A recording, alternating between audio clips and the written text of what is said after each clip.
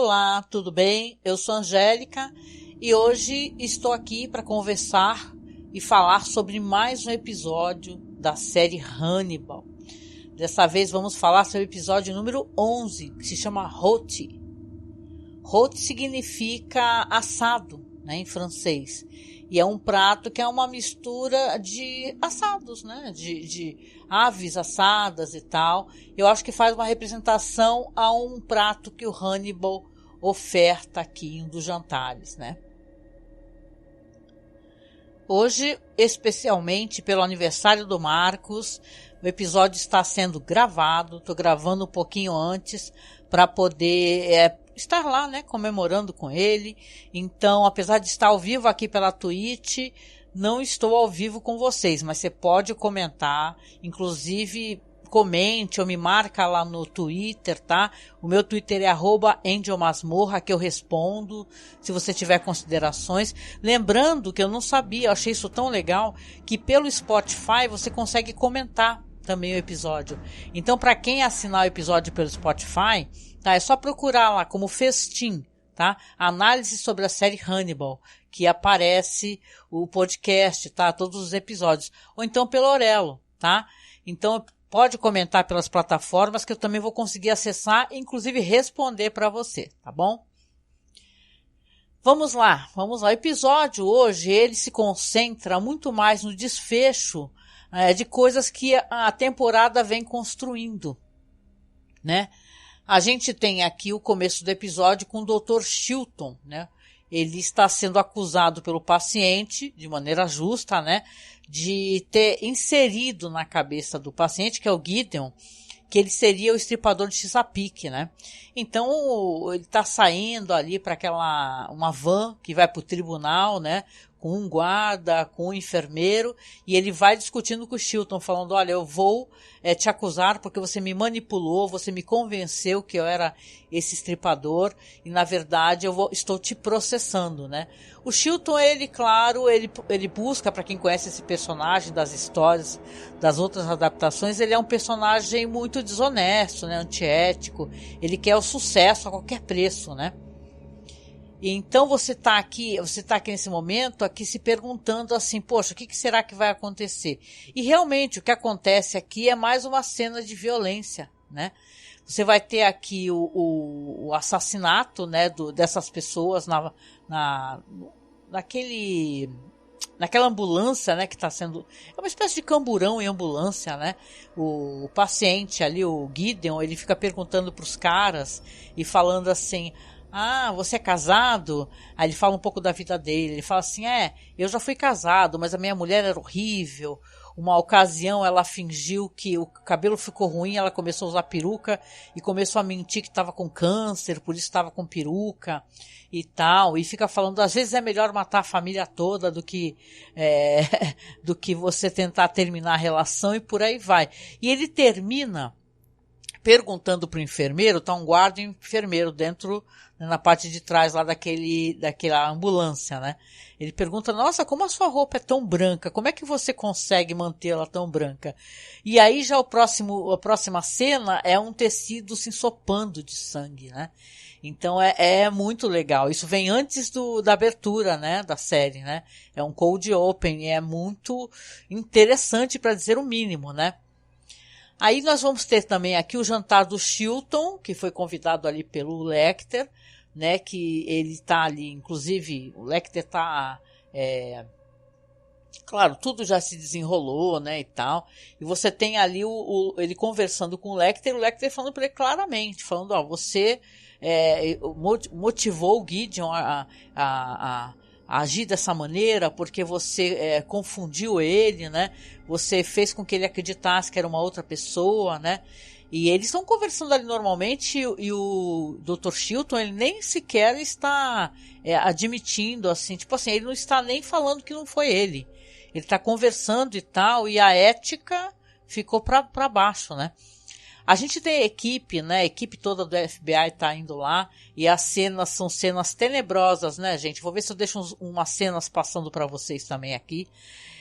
São cenas assim, o que ele fez com os corpos das pessoas, o Gideon, né? dos caras da ambulância. Ele pegou e tirou as próprias veias, né, dos cadáveres, enrolou os órgãos e pendurou assim numas árvores e tal, uns arbustos, né? E fica uma espécie, parecem frutos, né? Pendurados, e você vê assim aquela cena dantesca, né? Do pessoal falando assim, olha, ele utilizou até os intestinos, né? E tal. Isso daí até quando a gente lembra aquela escala de psicopatia que as pessoas costumam falar? Que quem são pessoas ou profissões capazes de se tornarem psicopatas? São médicos, cirurgiões, advogados, né, e por aí vai, né? Então, não, claro que isso daí é um estudo, né? Não estou mencionando de orelhada, né? Isso daí já é um estudo que as pessoas realmente já fizeram, né? Podem procurar por aí. Mas esse Gideon, ele era um cirurgião, né, conceituado, né, e diz que ele ficou louco depois que ele matou a família dele, né, ele matou a família toda e depois se enlouqueceu totalmente.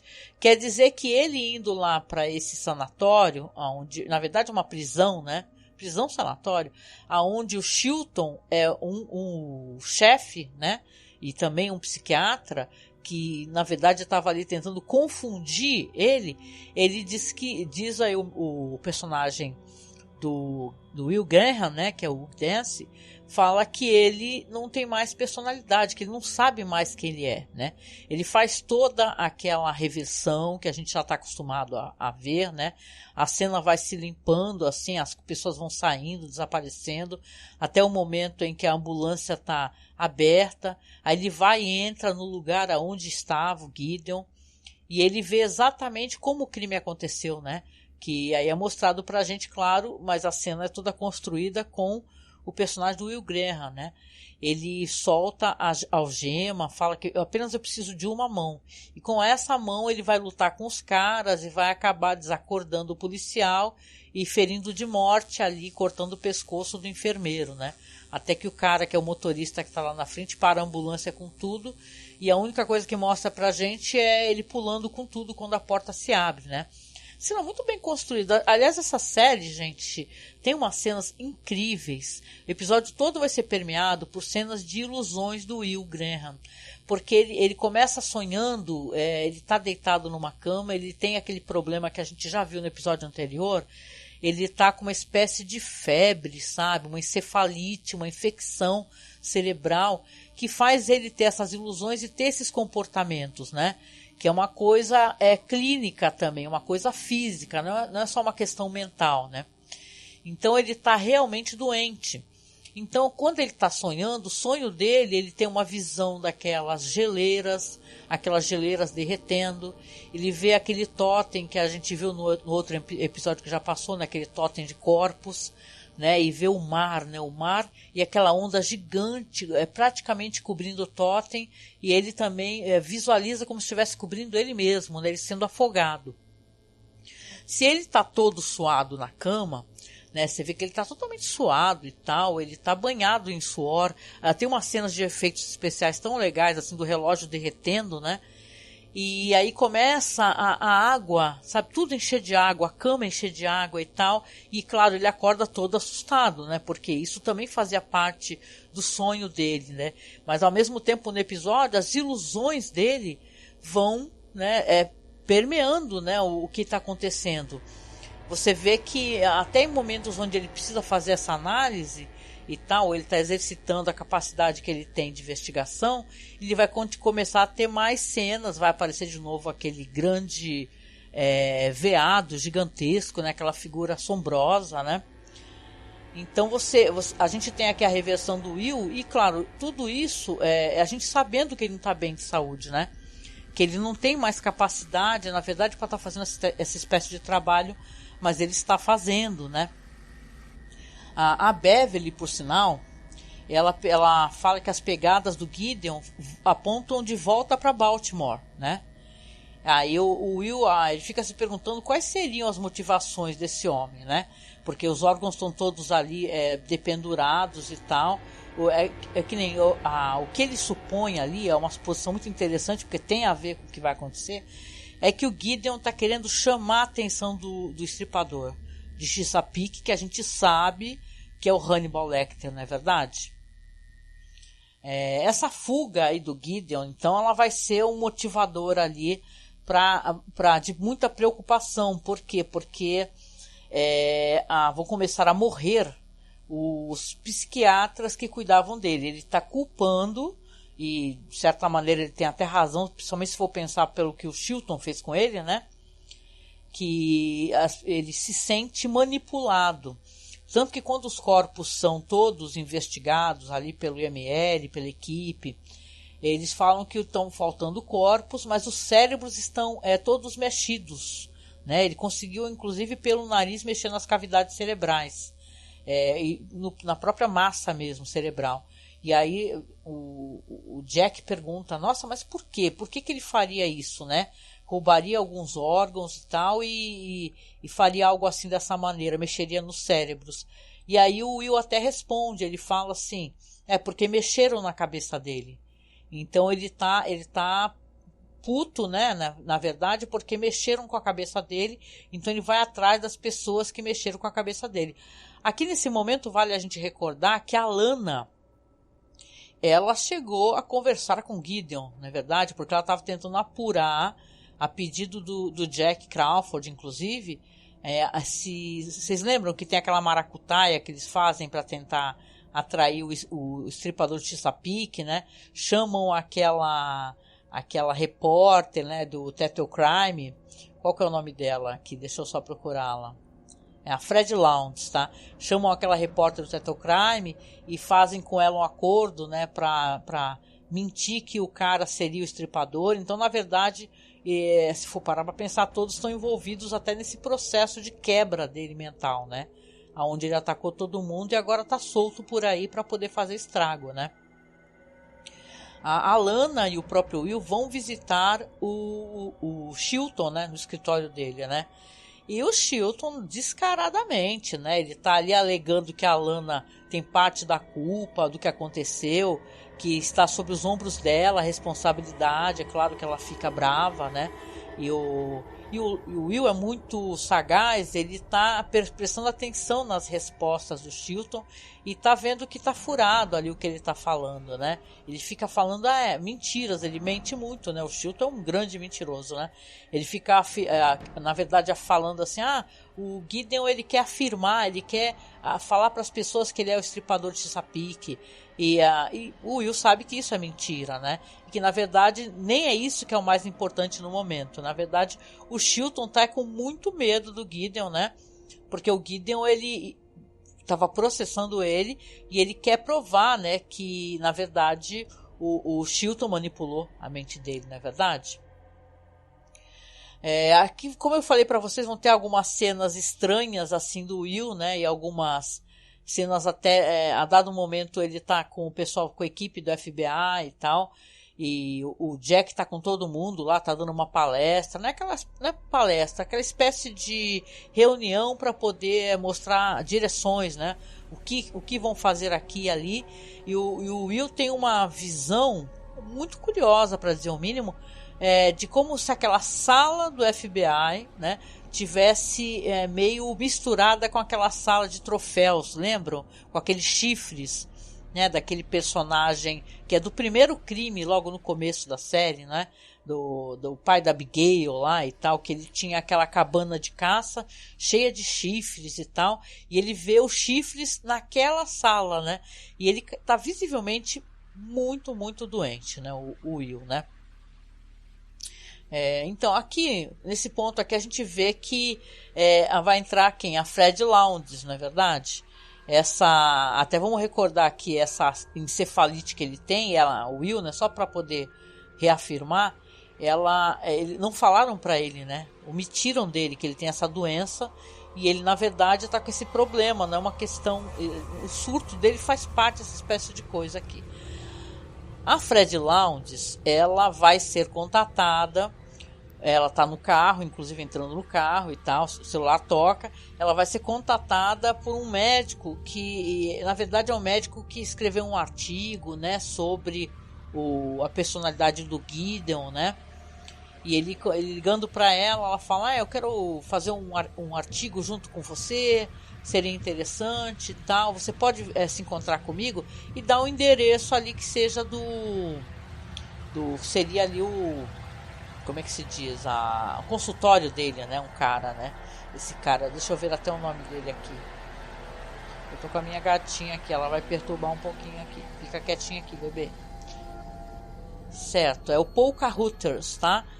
Então, quando a Fred Lowndes chega lá, né, tá animada, na verdade, porque vai ter mais um artigo escrito por uma pessoa que fez uma análise, ela se depara com nada mais, nada menos do que o próprio Gideon, né?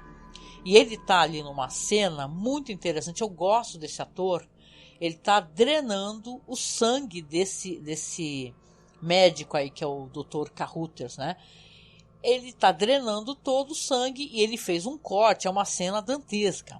Ele fez um corte assim na garganta do cara, o cara tá sentado, as bolsas de sangue ao lado dele, e ele puxou a língua do cara para fora do corte. Aí ele fala, inclusive, que aquilo é uma gravata colombiana. Gente, que coisa tenebrosa essa cena, né? E ele vai fazendo, na verdade, várias vezes isso daí, não é? Quando a polícia chega depois, né, claramente a Fred Lowndes foi apreendida, né? Ele tá apontando uma arma para ela, inclusive, e falando para ela, que bom que você chegou, porque você vai me ajudar. Então, quando a polícia chega, depois, claro, ele não tá mais lá, nem a Fred Lowndes, eles fazem ali uma análise da cena, né, e tal, e o dedo do médico, do cara do cadáver, ele tá sobre um mouse, né? E aí o Will está junto, ele até move o dedo dele e liga o notebook, a tela do notebook. A cena da tela do notebook é justamente uma página do blog, né? Do Tetocrime, e a cena desse cara, desse próprio cadáver. Você vê que é uma cena, e isso quem repara é o Jack, né? O Jack Crawford, ele fala assim, não pode ser, né? Por que as bolsas de sangue, né? Porque ele drenou todo o sangue. Ele ainda colocou um bilhetinho assim, favor doar o sangue para o Exército da Salvação, né? Cruz Vermelha, algo assim. Aí ele fala assim, nossa, mas o sangue ainda está ali ao lado. Então, aí o Will fala, ela foi presa também, né? Então aqui já está claro para eles, porque vão aparecendo mais cadáveres, e todos com essa gravata colombiana, essa coisa horrorosa aí, né? Você vê que eles estão ali atrás, é claro, tá toda uma equipe, né? Todo mundo atrás. Eles reparam que o próximo cadáver que ele aparece com o braço amputado. E o Jack tá lá conversando com eles, e o Will conversando com o Jack, falando assim, olha, assim, tem uma coisa aqui. O Will repara, fala pro Jack, fala, aqui tem uma diferença, uma diferenciação. Por quê? Porque o braço foi amputado. E o que estão querendo dizer alguma coisa pra gente? Na verdade, o Will fala, estão querendo dizer pra você, Jack, né? E o Jack fala o quê? Como?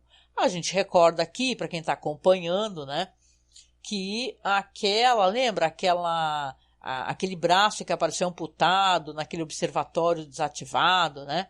O Jack recorda, o Will recorda ele e fala, qual foi a última vez que você viu um braço amputado? Na verdade, ele está querendo dizer a localização, na onde está essa pessoa. E o Will, inclusive, fala que quem deu essa dica foi o próprio Estripador de Chesapeake, não foi o Gideon, né? Então é interessante aqui, né, que você vê que o Lecter ele está envolvido e manipulando essa situação também, não é verdade? Né? Cara, eu vou te falar, esse episódio aqui ele é bem gore, né? Eu não tenho nada contra o gore, mas esse gore aqui é daquele gore do pior tipo, aquele gore nojentaço que você fica, uau, né? Sabe por quê? Quem lembra daquele filme? Aliás, uma boa recomendação para quem não assistiu, eu adoro esse filme, gente. Aquele filme A Cela, com a Jennifer Lopez. Eu gosto pra caramba desse filme, ele tem um visual assim onírico, figurinos incríveis, assim, é do caraco o filme. E tem uma cena que o cara vai rodando o intestino, o cara tá preso, amarrado, e vai rodando o intestino, rodando e rodando, e é nesse nível. Porque acontece aqui, o Gideon prendeu a Fred Lowndes, né?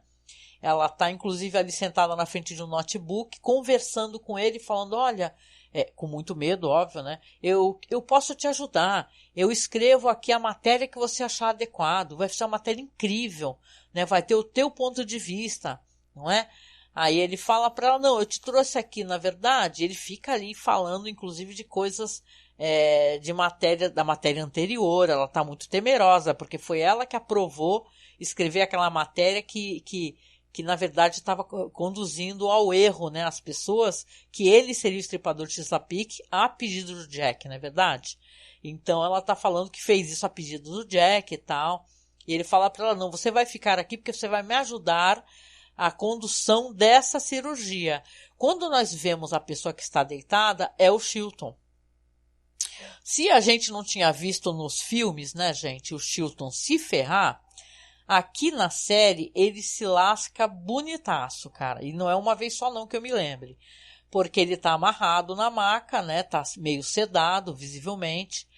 E aí depois logo aparece ali o Gideon, ele tá falando ali para a Fred Lounge ficar por perto, porque caso ele desmaie, caso ele falte o ar, ela vai bombear o ar para dentro dele, né? Porque ele quer manter o cara vivo, obviamente para poder sofrer também, né? Não é por piedade nem nada, né? Aí ele é uma cena horrorosa, ele vai abrindo a barriga e vai retirando os órgãos. E ele vai até conversando, é uma cena bem, bem visual mesmo, no sentido de quem tem problema com isso está assistindo a série errada dessa vez. Porque ele vai removendo, vai pegando intestinos e tal. E vai falando assim, nossa, o estripador de Chesapeake, ele gosta muito de troféus cirúrgicos. E aqui vai ter bastante coisa, vai tirando. E vai falando, uma hora o Chilton começa a desmaiar, ele bate na cara do Chilton, fala assim, ó, desmaia não, fica acordado aí. E que eu quero que tu me ajude a segurar um negócio aqui. E é nesse nível, né? Quando eu vou dar uma tomada mais de longe, o Chilton tá com metade do intestino para fora e vários órgãos para fora. É uma cena muito bem feita, gente. Esse episódio, não que a série já não seja um primor, mas eu acho que eles estão, nossa, arrebentando a boca do balão pra caramba, sabe? Né? Então, como a dica lá atrás já foi feita, né? Você sabe que o FBI vai chegar ali no observatório, né? Então, quando o Jack tá ali no carro com o Will, tá inclusive conversando com o Will, que ele tem reparado no Will, tem olhado para ele, tem percebido nele que ele tá muito mal, né? Muito mal. E ele fala pro Will assim, olha, você tem que se focar, você tem que mudar a perspectiva, você tem que cuidar de si mesmo e tal, porque ele vê que o Will tá desabando, não é? Mas ele também, a gente conhece esse personagem, ele tem interesse que o Will também se mantenha ali para ajudá-los, né? Para ajudá-los a desvendar os casos, né? Existe um interesse, né, para ele, assim, de que o Will possa ajudá-lo, na verdade. Você vê que ali, quando eles chegam no observatório, né, e o Will está junto com o Jack, com toda a equipe, né? O Jack faz o sinal para as pessoas avançarem. Quando eles entram, eles se deparam ali com essa cena terrível, não é verdade? Do cara com os órgãos todos para fora, não é? O Jack conversa com a Fred Lounge, que está ali apertando aquele respirador, né, manual no Chilton, e está falando assim, olha, ele foi embora, eu estou aqui apertando o respirador porque ele ainda está vivo, né? Aí o Jack grita, né, para chegar alguém chamarem ambulância, um negócio assim médico, né? E eu até achei que essa personagem, eu acho ela incrível, sabe? Eu gosto mesmo, de verdade, dessa representação de Fred Lounge, dessa vez ser uma atriz, sabe? Eu gosto dela. Ela, por mais chocada que ela esteja, você vê que ela claramente, ela tem brio, né? Ela não sai dali, ela está ali presente para poder, né, ajudar aquela pessoa ali e tal. Eu desmaiaria, porque eu tenho um nojo. Bom, não sei se eu desmaiaria, mas eu tenho um nojo terrível. Eu gosto muito de ver filmes de terror e cenas dantescas, mas ao vivo, né, vai saber se eu vou aguentar, né? Eu temo que não. Mas aqui eu acho que ela tem muita força, essa personagem, né?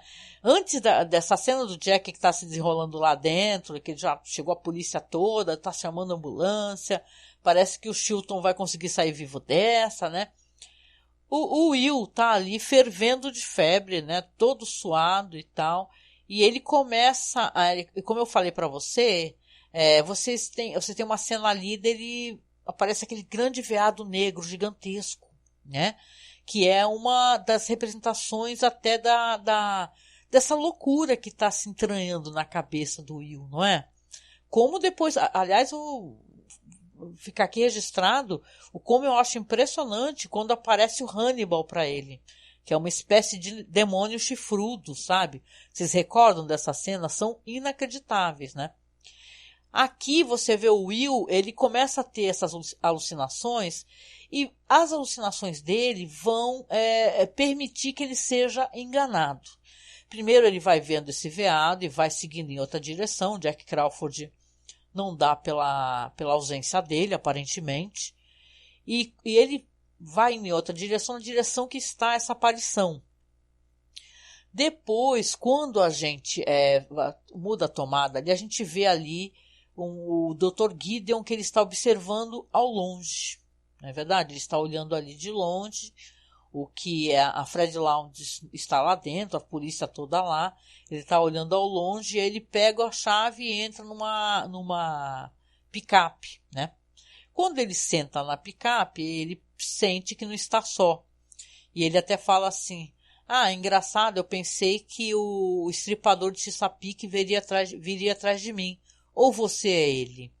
E quando ele olha para trás, quem está sentado é o Will, apontando a arma para ele, né? E aí o Will fala para ele: cala a boca, cala a boca. Ele está vendo, a visão que o Will tem é do Garrett Jacob Hobbs, né? O pai da Abigail que ele assassinou, né? Que é aquele primeiro caso que a gente tem na série. Então ele não consegue ver o Gideon como Gideon, porque se o Gideon está meio também desnorteado, sem saber quem ele é, entendeu? Ele está totalmente, né, fora de si, o Will também está, né? E aí o Gideon começa a conversar com ele. Nossa, o Gideon até fala assim: eu sou louco, mas eu tô vendo que você claramente está muito doente. Ele fala pro Will, né? E o Will fala: cala a boca.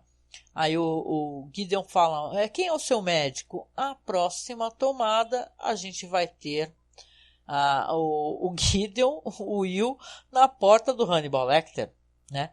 Aí vocês reparem aqui, né, que eu penso que na verdade nesse momento até o Lecter, que é um grande titereiro, né, de marionetes, né, parece que ele conduz todas as situações. Talvez essa situação ele não tenha conduzido. Eu penso que foi meio surpreendente para ele, de repente apareceu o Will lá com o assassino, né, o Gideon, né, e ele abre a porta e quando o Will tá lá dentro junto com o Gideon, né, e tal, tá visivelmente muito mal, né, ele fala: eu não estou nada bem, né, eu preciso que, ele fala pro Lecter, eu preciso que você fale para mim se eu não tô tendo uma alucinação, porque eu já tive várias alucinações. Ele tá apontando a arma pro Gideon, né? O que eu estou vendo ali é verdade, né? Aí o Lecter pergunta: o que você está vendo, esperto, né? Tô vendo o Garrett Jacob Hobbs lá, né? O assassino. Aí, quietinha, gatinha. Aí ele fala: não, o Lecter, não tem ninguém. Aí ele fala: não é possível, não é possível. Ele fala: não tem ninguém, você chegou aqui sozinho. E o Will acredita. Não é verdade? Pelo que eu pude entender dessa cena aqui, o Will teve uma espécie de convulsão, né?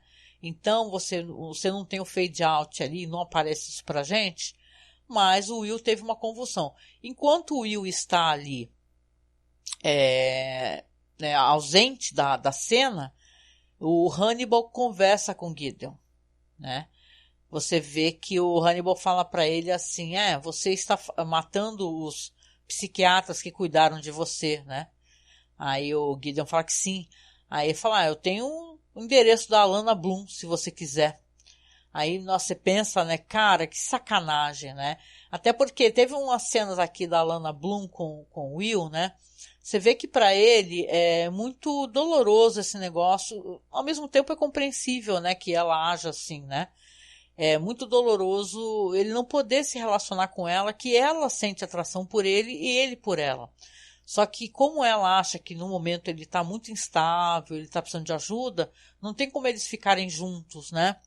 Então ela mesmo sendo muito carinhosa e tal, e o Will é muito preocupado com ela, né? E tal, ela até se oferece, eu achei que ela meio que deu uma, né? Deu um mole pra ele, né? Falou assim, quer dizer que eu não... Tem um momento que quando ficam sabendo que ele tá perseguindo os psiquiatras, né? Ela fala assim pra ele, então você vai me proteger, eu vou lá dormir lá naquela tua casa cheia de cachorro, perto da lareira e tal.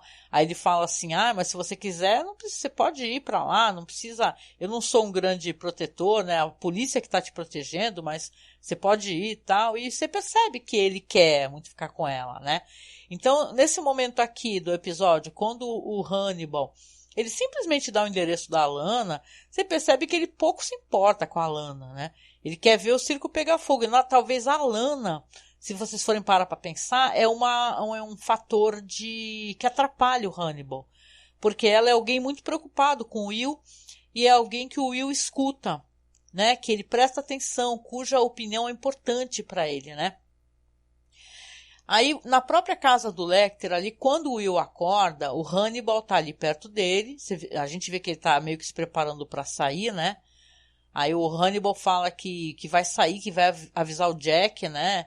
Tipo assim, que apareceu um outro corpo e tal, né? Explica pro Will que ele teve uma convulsão, né? E o Will começa já a querer sair também junto com ele. Ele fala, não, você fica por aí, eu vou avisar o Jack, inclusive, que você está aqui, né, para que ele possa vir buscar você e tal. E ele sai da sala. Quando ele sai, o Will, ele olha na mesa, perto dele, olha como o Lecter é esperto, né? Ele deixou a chave do carro e deixou a arma, né? Você deixaria uma arma perto de alguém que está visivelmente em crise, né? E tendo alucinações, né? Então é claro que o Will, né, ele vai atrás do Chilton, né, porque ele tem toda a certeza que na verdade a Alana vai ser a próxima, na verdade ele está muito preocupado. Quando ele chega perto da casa da Alana, você vê que, realmente o cara já está lá, está observando a Alana de longe, né, a Alana está lá dentro da sala conversando inclusive com alguém. E ele está ali observando e tal, se aproximando. É interessante que ele, a todo momento quando aparece esse assassino, Gideon, pro Will, o Will só vê ele com aquela cara do Garrett Hobbs lá, né? Aquele assassino. Então ele não consegue ver o cara como ele é, né? Mas mesmo assim, eles tendo uma conversa, né? Esse é um episódio que ele fala muito sobre a desconstrução da personalidade, porque o nosso personagem aqui, o Will Graham, ele tá visivelmente doente, né? Sem saber o que é verdade, o que é mentira. E o Dr. O Gideon, né, o assassino, ele também está assim. Ele não sabe mais quem ele é. Ele teve uma personalidade totalmente destruída pelo assassinato da família, porque ele enlouqueceu. E depois foi enganado também pelo Chilton, não é? Ficou passando de psiquiatra em psiquiatra. Não que seja perdoável, assim, a psicopatia dele, as coisas horrorosas que ele faz, né? Mas eu digo assim, ele é um personagem que ele também é um outro lado daquela moeda do Will, né? O Will é o cara que é investigador, né? Tá do lado dos mocinhos, não é verdade? Mas o cara já tá do lado dos psicopatas desentendidos de si mesmo, né? E ele acaba atirando no Gideon, porque entende ali que não importa quem ele é, que na verdade aquele é um personagem, é uma personalidade que pode causar dano à Lana. A Lana sai correndo quando escuta o tiro, não é? E tal, e vai ver o que é, e tá o cara caído ali, né? Aparentemente o Will matou ele, não é? Que atirou na cabeça, né? Então você vê que mesmo ele desentendido ali, ele continua focado ali em tentar fazer de alguma maneira as coisas nas quais ele acredita, né? Você vê, né? O Lecter acha que pode manipular todas as pessoas, mas não é bem assim, não é bem por aí, né?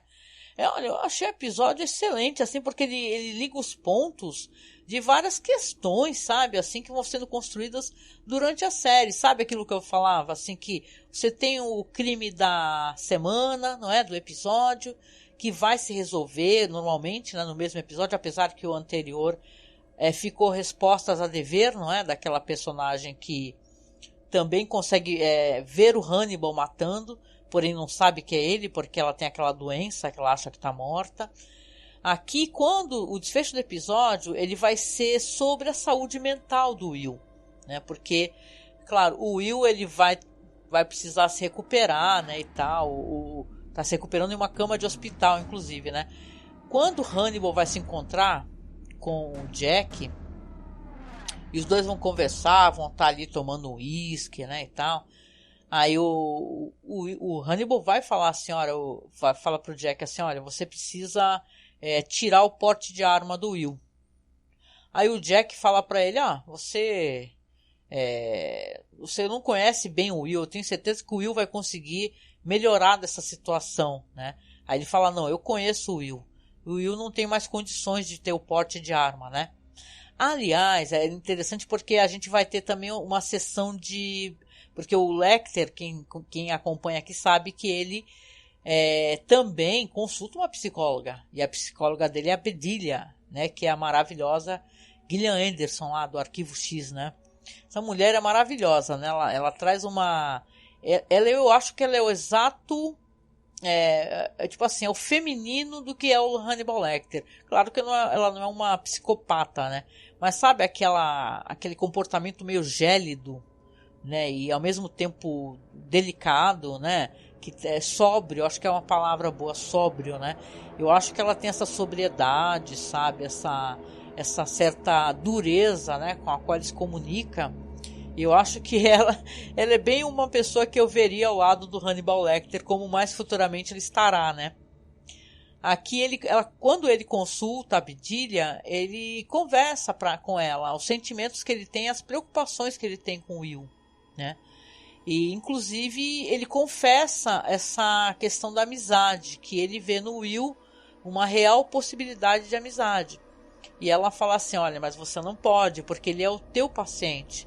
Se você sentir essa possibilidade, você tem que se afastar.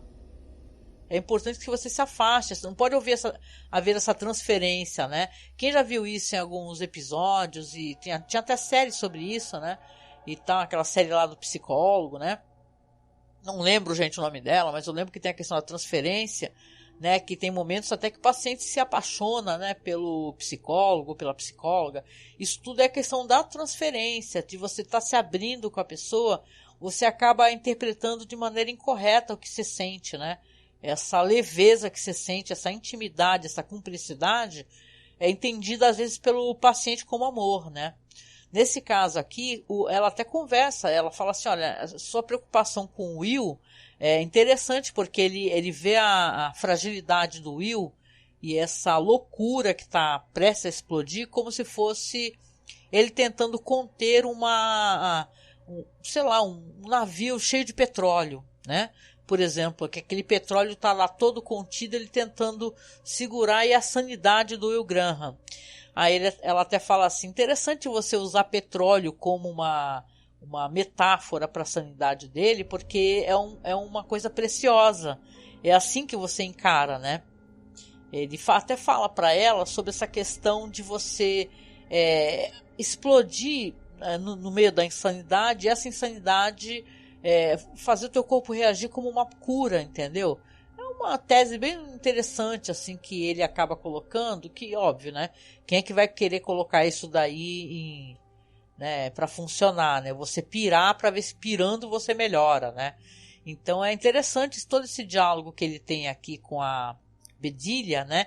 Que inclusive falam que estaria em outro episódio, né? Só que foi encaixado nesse aqui. Última conversa que nós teremos aqui vai ser que nem eu falei para você ali do Jack com o Hannibal, né? E o Hannibal desesperadamente tentando falar pro Jack, olha, o Will não pode mais ter porte de arma e tal. E eles ficam nesse embate de como eles pensam diferente sobre a mesma pessoa, né? Que enquanto o Lecter, claro, ele quer tirar o porte de arma do Will, eu penso também pelo fato do Will ser uma pessoa que ele percebeu que mesmo alucinando, ele é capaz de atacar quando é necessário. Isso daí pro Lecter não interessa, não é verdade?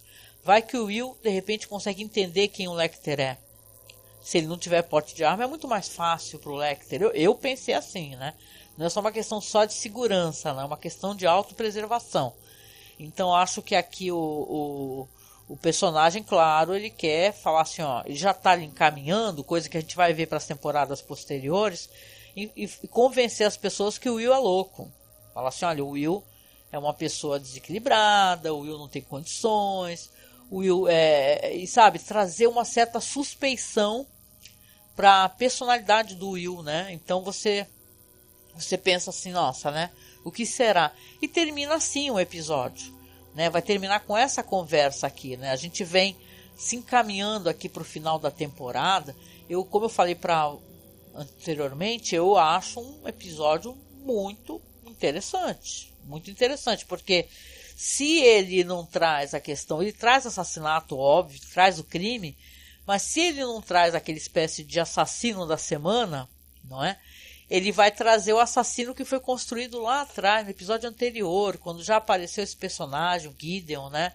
Que é um ator ótimo, ele representa o Hannibal Lecter nessa história, né?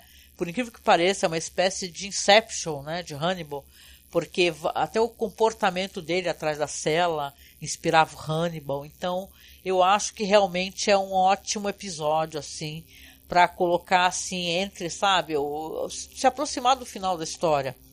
Porque a gente tem uma história aqui, uma linha narrativa, que ela foi construída, né, durante toda a série, né?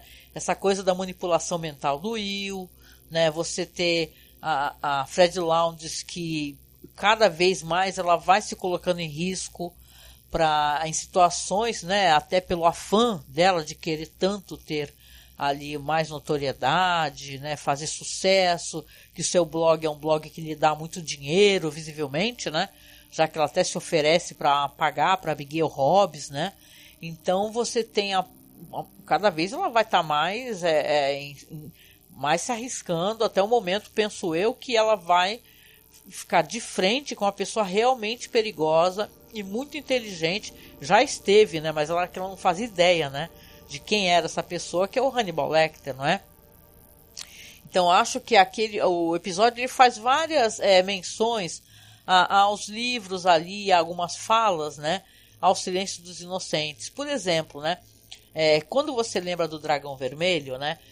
Tem uma fala que o Gideon faz. Ele fala assim para Fred Lounds: eu tenho certeza que o que você colocou aí no Title Crime, que é o caso, é aquela foto, né, do assassinato do médico, né, com a língua saindo pelo pescoço, vai ser lido ali pelo estripador Chesapeake, porque ele é um grande fã, né? E essa fala, ela remete justamente ao que o personagem Fred Lounds fala no Dragão Vermelho, né? Que tem a sequência ali que ele fala, assim, é o grande fã, ele assina as cartas, né? Como um grande fã ávido, não é verdade? Então, é uma referência ao Dragão Vermelho. E esse próprio diálogo aí que o Hannibal tem sobre a questão de querer conter, né, a loucura do Will, também é uma adaptação do Dragão Vermelho, né? Que quando o Will vai visitar o Hannibal ali pela primeira vez naquele hospital estadual de Baltimore, né? O Will diz que para ele, se ele vai começar a sentir a loucura do Hannibal na cabeça dele, que ele precisa contê-la rapidamente, como um derramamento de petróleo, né? Ou de sangue, eu não recordo, né? Então tem várias referências aqui. O texto costuma ele é sempre muito rico, os diálogos são muito bonitos, né? Vamos lembrar aqui que o roteiro aqui dessa vez tem as mãos do Steve Lightfoot, o próprio Brian Fuller, né? E o Scott Nimerfro, tá? Episódio dirigido pelo Guilherme Navarro, já falei dele anteriormente. É maravilhoso, um episódio incrível. Visualmente, as cenas de alucinação do Will são maravilhosas, né? Os efeitos especiais, a gente só pode lamentar, né? Como é triste não ter penso eu, né? Uma continuação de uma história tão grandiosa assim e tão audaciosa, né? de você colocar cenas de gore, órgãos, né, sendo retirados e tal, e colocados para fora, né, de uma maneira bem explícita mesmo, né. Lembrando que esse episódio aqui ele foi ao ar em 6 de junho de 2013, viu? Então, olha, foi muito legal assisti-lo e eu tô muito ansiosa, gente, tá? Tá sendo maravilhosa a revisão. Eu fico muito grata para quem me marcar lá no Twitter, tá?